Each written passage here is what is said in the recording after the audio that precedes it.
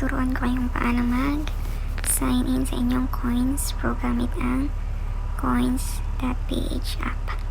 Enter your PIN. Then, dito sa all, na may 4 square.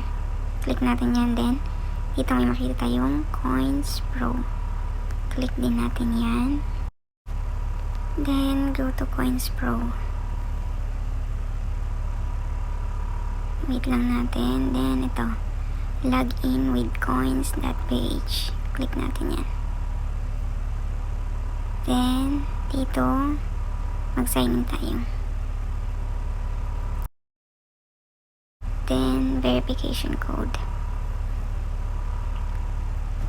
Type lang natin yung verification code na sinend sa atin sa email address. Then, verify.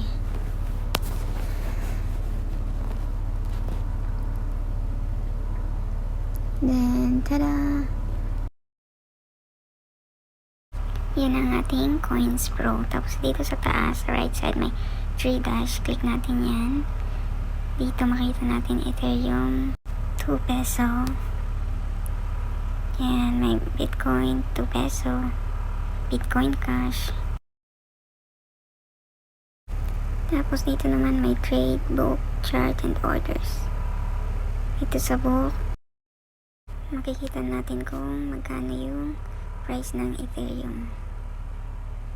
Then, chart. Yan. Medyo tumaas ngayon yung Ethereum. Then, orders.